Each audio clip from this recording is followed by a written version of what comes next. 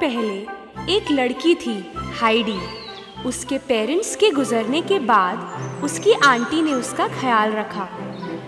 एक दिन वो हाइडी को लेके उसके दादाजी के पास गई, जो पहाड़ों में रहते थे। दादाजी जरा चिड़चिड़े स्वभाव के बुजुर्ग थे। वो अकेले एक छोटी सी कुटिया में रहते थे।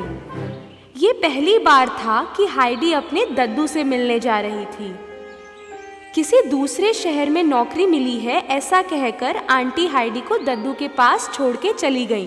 दद्दू, जो इतने सालों से अकेले थे, खुश थे कि उनकी पोती अब उनके साथ है, पर अपनी खुशी हाइडी को नहीं दिखाई। उन्होंने हाइडी के लिए स्टोर रूम में एक प्यारा सा बेड लगाया। हाइडी को दद्दू बड़े पसंद आए और पहाड़ियों में उसे खुशियां मिलने लगी। सुबह उठते ही उसे दद्दू ने अपने बड़े से डॉगी जोसेफ से मिलाया। एक दिन पहाड़ों में घूमते हुए उसे पीटर मिला। पीटर द शेपर्ड, जो अपनी बकरियों को घास चरा रहा था। तुम पहले कभी दिखी नहीं मुझे यहाँ। मैं कल ही आई हूँ, अब दद्दू के साथ ही रहूंगी। अगले दिन वो दोनों एक साथ पहाड़ों में घूमने फिरने लगे। हाइडी की लाइफ बड़ी मजेदार चल रही थी। उसे बहुत प्यार मिल रहा था। पीटर ने शेपर्ड बनना भी सिखाया। पूरा दिन पहाड़ियों में दौड़ा भागी करते हाइडी बहुत खुश थी, पर वो दद्दू के घर के काम में भी हाथ बटाती थी। अपने दद्दू के अवन में ब्रेड बेक करना उसका फेवरेट काम था। वो ब्रेड बना के पीटर की दादी को देती थी और बदले में पीटर की दादी उसे ताज़ा बकरी का दूध पिलाती थी। एक दिन गर्मी के बाद जाड़े का मौसम आ गया। पीटर के स्कूल जाने का वक्त आ गया और हाइडी अकेली हो गई। एक दिन अचानक हाइडी की आंटी उसे वापस शहर ले जाने आई, उसे घर में ही पढ़ा के काम कराने। दद्दू को ये सुनकर बहुत बुरा लगा और वो माने नहीं, पर जरा सोचने पर उन्हें लगा कि ये हाइडी के लिए अच्छा ही रहेगा कि वो शहर में पढ़ाई लिखाई करे। मुझे यहाँ से नहीं जाना, मुझे दद्दू के पास ही रहना है। पर आंटी के ये कहने पर कि वो उसे कुछ ही दिनों में वापस ले आएंगी, हाइडी मान गई। ट्रेन में लंबा सफर तय करके वो एक महल जैसे घर में पहुंचे। वाओ, इतना बड़ा घर! मैं क्या इस घर में रहने वाली हूँ? हाइडी घर की प्यारी क्लारा से मिली। क्लारा चल नहीं पाती थी क्योंकि उसका एक्सीडेंट हो गया था। आंटी हाइडी को यहाँ लेकर आई थी ताकि क्लारा को एक दोस्त मिल जाए। ये दोनों बहुत जल्द ही बेस्ट फ्रेंड्स बन गए। हाइडी के ढंग अलग थे और क्लारा उसकी गलतियों का खूब मजा लेती थी। क्लारा की दादी बहुत कठोर थी। जल्दी उठो आलसी लड़कियों, पढ़ाई नहीं करनी, ऐसे ही रहोगे। क्लारा की दादी हाइडी को बहुत कुछ सिखा रही थी, जैसे ढंग से उठना बैठना और कांटे छुरी से खाना। अब हाइडी कपड़े भी शहर वालों की तरह पहनने लगी थी, पर उसमें आराम नहीं मिल रहा था उसे। क्लारा भी हाइडी को पढ़ना लिखना सिखा रही थी। हाइडी को क्लारा के साथ रहना अच्छा तो लग रहा था, पर उसे पहाड़ियों और दद्दू की बहुत याद आ रही थी। इतनी याद कि उसको खाना भी नहीं भाता था। क्लारा की दादी और पापा को हाइडी के दुख का एहसास हुआ। उन्होंने फैसला किया कि उसे वापस अपने दद्दू के पास भेजना चाहिए। क्लारा उदास हो गई क्योंकि हाइडी जाने वाली थी। प्यार उसे कहते हैं जब आप किसी की खुशी चाहते हैं, हर कीमत पर, दादी ने कहा। हाइडी की आंटी ने कहा कि क्लारा उससे मिलने अगले साल पहाड़ियों में आएगी। पहाड़ियों में आते ही जैसे उसको जिंदगी वापस मिल गई। वो रास्ते में पीटर के घर गई और उसकी दादी को क्लारा का दिया हुआ ब्रेड दिया। वो दौड़ के दद्दू से मिलने गई और उन्हें बड़े जोर से गले लगा लिया। हाइडी की खुशी का ठिकाना नहीं था जब उसे एक चिट्ठी मिली कि क्लारा उससे मिलने आ रही है।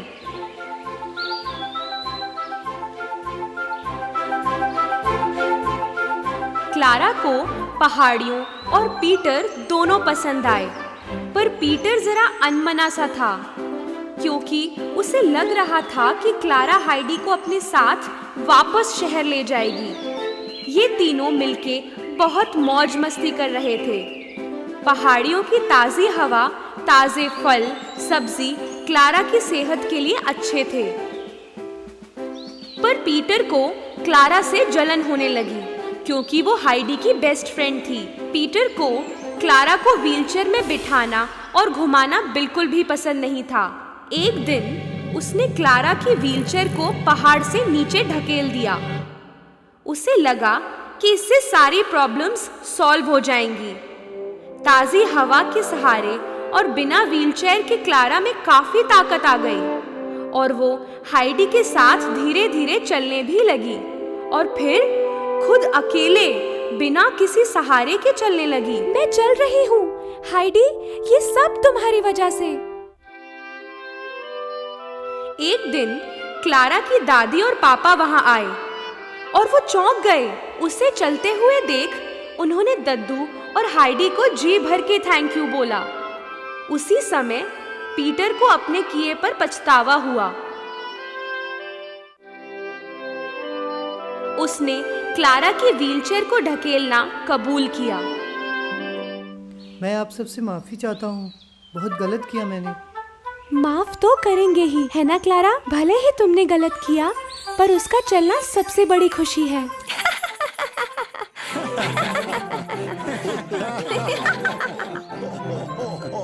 सब खुशी से हंस पड़े। क्लारा और उसके परिवार ने अगले साल फिर आने का वादा किया और ये सभी एक साथ हमेशा खुश रहे।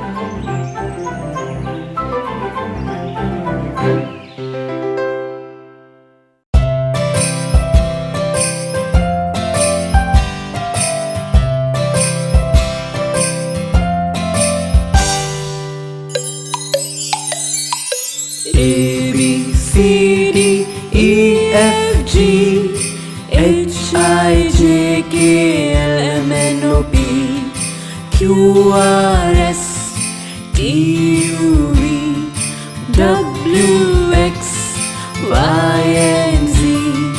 अब मुझे पता है A B C, अगली बार मेरे साथ तुम क्या गाओगे?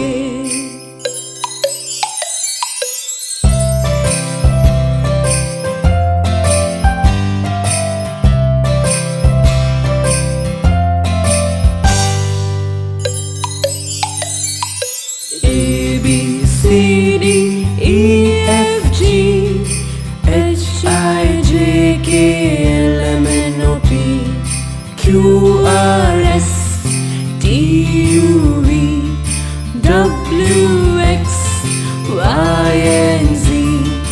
अब मुझे पता है A B C, अगली बार मेरे साथ तुम क्या गाओगे?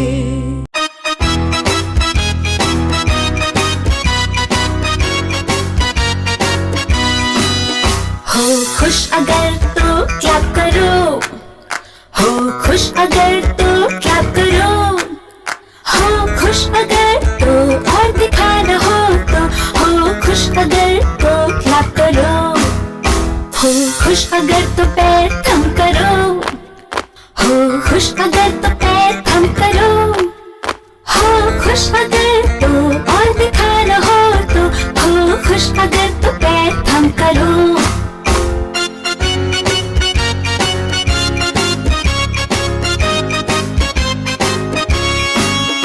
हो खुश अगर तो शाउट हुर्रे, हो खुश अगर तो शाउट हुर्रे, हो खुश अगर तो और दिखाना हो तो, हो खुश अगर तो शाउट हुर्रे, हो खुश अगर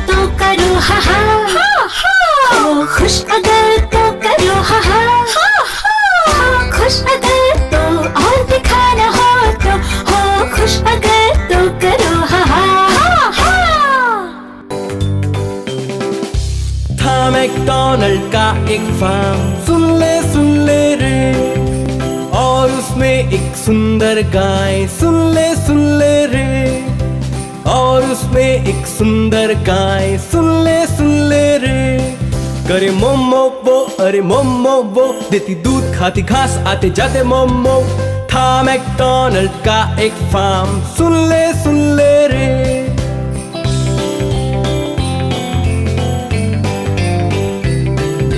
था मैकडॉनल्ड का एक फार्म, सुन ले रे। और उसमें थी एक बतख, सुन ले रे। करे क्वाक क्वाक क्वाक, करे क्वाक क्वाक क्वाक, करे क्वाक करे क्वाक, करे क्वाक क्वाक क्वाक। था मैकडॉनल्ड का एक फार्म, सुन ले रे।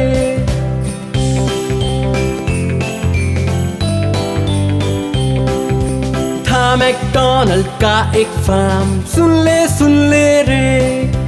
और था वहाँ एक घोड़ा, सुन ले रे। देखो कैसे हिनहिनाए, देखो भागा भागा जाए, हिनहिनाए भागा जाए, भागे हिनहिना के। था मैकडॉनल्ड का एक फार्म, सुन ले रे।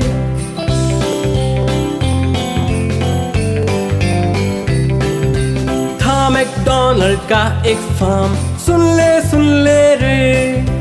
और उसमें थी एक भेड़, सुन ले रे।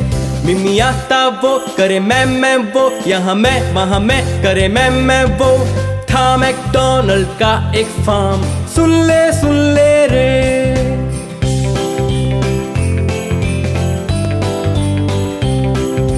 था मैकडॉनल्ड का एक फार्म, सुन ले रे।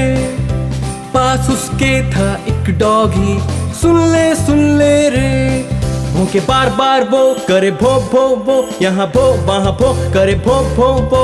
था मैकडॉनल्ड का एक फार्म, सुन ले रे।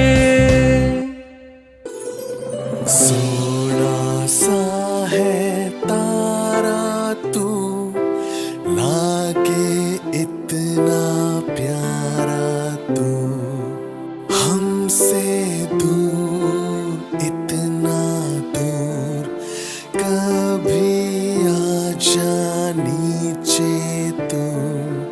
सोना सा है तारा तू, मुझको आके ले जा तू।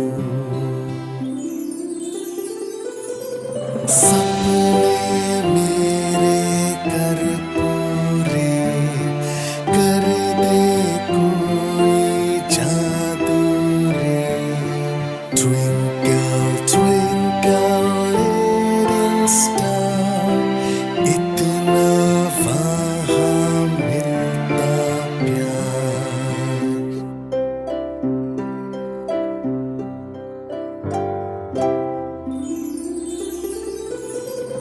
Twinkle, twinkle, little star, how I wonder what you are.